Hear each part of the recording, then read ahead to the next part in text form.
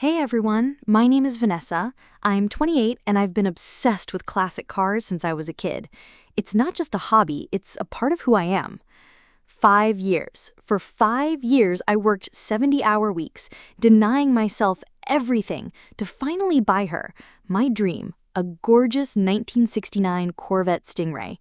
My family's always been supportive, at least in words, but sometimes they cross boundaries without a second thought. I never imagined that I would return from a 3-week business trip to find my most prized possession gone from my parents' garage. When I asked where my car was, my mom, Diana, smirked. She literally smirked and said, "Thanks to your car, our little girl is having the time of her life." I laughed. She snapped, "What's so funny?" Before I tell you what happened next, let me explain why this car isn't just a piece of metal. My love for classics started when I was 7. Every Saturday, my grandpa, Nessie, would pick me up in his old rumbling pickup truck, and we'd go to his garage. While other kids were watching cartoons, I was learning how to change oil and spark plugs. "Nessie," my grandpa would say, using his nickname for me, "cars aren't just machines. They have souls." I believed him, especially when he showed me his treasure, that same 1969 Corvette Stingray in rally red. Someday, I whispered to myself, I'll have one just like this. It was a promise to myself.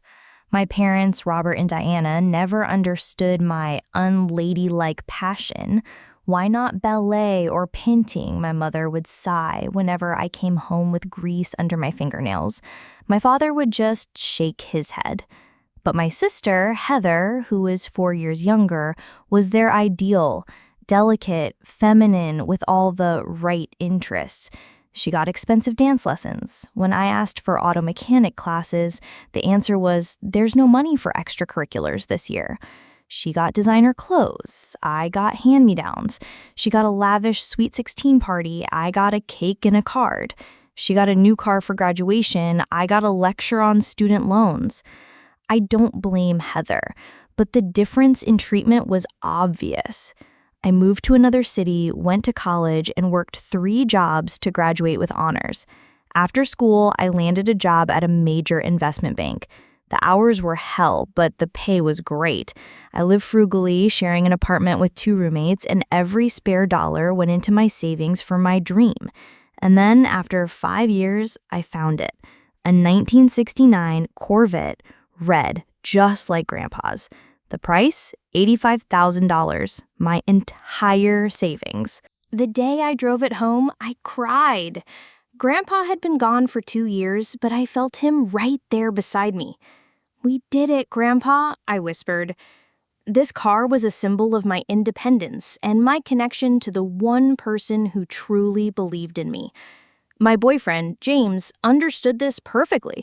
We met at a classic car show. He was the only one who shared my passion.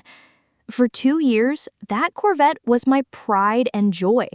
I never would have thought that the greatest threat to it wouldn't come from thieves, but from my own family. I was urgently sent to Tokyo for 3 weeks, a project of a lifetime, a chance to become a vice president.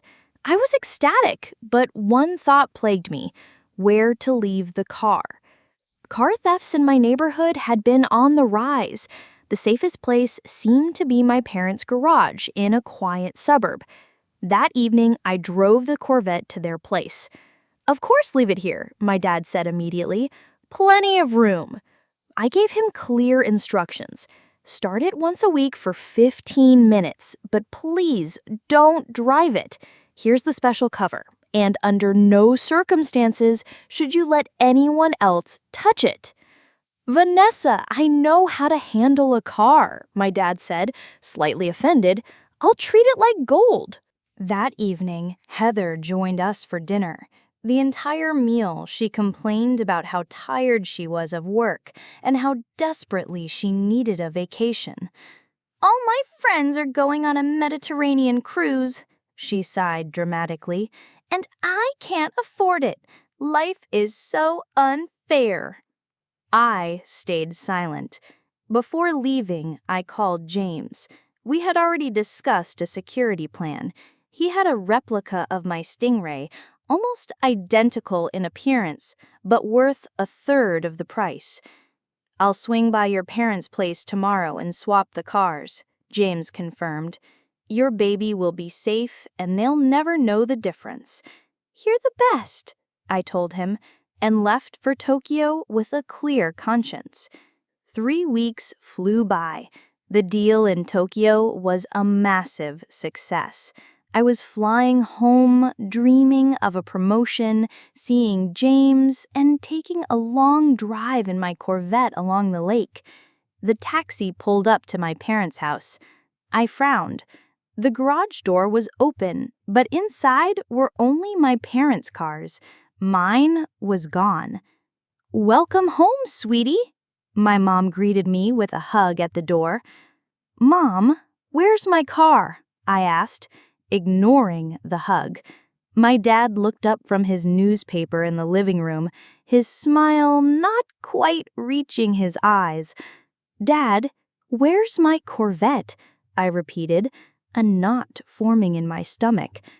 "Well, honey," he began. "Something came up." My mother interrupted him, lifting her chin in that way she always does when she's about to defend the indefensible. "Heather needed help, a once-in-a-lifetime opportunity." "What does that have to do with my car?" I asked, confused. And then she said that line, smirking. "Thanks to your car, our little girl is having the time of her life." She pulled out her phone and showed me Heather's Instagram. There was my sister, posing on the deck of a cruise ship, a cocktail in her hand, designer sunglasses on her nose, looking completely carefree. The puzzle pieces clicked into place with horrifying clarity. You sold my car," I whispered. "Vanessa, understand," my dad stammered. "Heather was going through a tough time. She would have been devastated if she couldn't go. You can always buy another one. You make good money. Heather needed this for her career, for networking." The room started to spin. "That car is registered in my name. You had no legal right to sell it." "Well, technically," my dad mumbled, "we told the buyer you had authorized us to handle the sale." "How much did you sell it for?" I demanded. $50,000, my dad replied. I gasped. 50? It's worth 85. Did you even Google the prices? The buyer said it was a fair price. We had to do it quickly before you came back. That phrase, so blatant in its betrayal, hit me like a physical blow. They knew what they were doing. At that moment, my phone buzzed. A text from James. "I just pulled up. Where's the Stingray?" And then, in the midst of my rage and heartbreak, it hit me. A realization that changed everything. The memory of my plan with James shot through my brain. I started to laugh. First quietly, then louder. "What's so funny about your sister's happiness?" my mother demanded. I took a deep breath. "You know what's funny, Mom? You stole and sold a car that didn't belong to me." I went outside, exchanged a few words with a confused James, and brought him back inside. "Mom, Dad, you remember James? Well, the car you sold wasn't my 1969 Corvette. It was his replica." The color drained from my parents' faces. I explained how James had come and swapped the cars the day after I left. To the untrained eye, they were identical, but James's car was worth about $30,000, not $85,000. "So, you see," I concluded, "you didn't sell my car. My car has been sitting in James's climate-controlled garage this whole time. What you sold was James's car, without his knowledge or consent." "Oh my God," my mother whispered, sinking into a chair. "What have we done?" "You've committed fraud," I said flatly. "You sold property that didn't belong to you. You forged documents. You lied to a buyer." "We could go to jail," my father stammered. "Yes, James confirmed, his voice like steel. Grand theft auto, wire fraud, up to 15 years for each. My mother started sobbing. But we didn't know. You tricked us. I didn't trick you. I trusted James to protect my property because on some level, I knew I couldn't trust my own family, and I was right. What followed was hell. The buyer, a man named Peter Donovan, called because he couldn't transfer the title. I had to stall him, promising to clear up a misunderstanding. My parents begged for help. Family helps family, my father said weakly. Really? I scoffed. Then I guess it's time for you to help James, since you're the ones who stole from him. Their fate was now in my boyfriend's hands. We met with a lawyer. The options were few: press charges, sue them civilly, or try to resolve it privately. We chose the third. We had to meet with the buyer. He was furious. We offered to refund him his $50,000 plus an additional $5,000 for his trouble and inconvenience. He agreed. Now my parents needed to find $55,000. I forced Heather to come home from her cruise. She was livid. Why should I suffer? I didn't sell the car. No, you just manipulated our parents into paying for a luxury vacation. You're an adult, Heather. It's time to take responsibility. It took days of tense negotiations. In the end, my parents took out a $40,000 home equity loan, Heather had to contribute $10,000 from her savings, and my mother sold her expensive jewelry to cover the remaining $5,000. And James's final, non-negotiable condition: a formal, notarized letter of apology in which they swear to never again touch our property or make decisions for us. The hardest part was the family meeting. Heather screamed that I had always been jealous of her, and for the first time in his life, my father stopped her.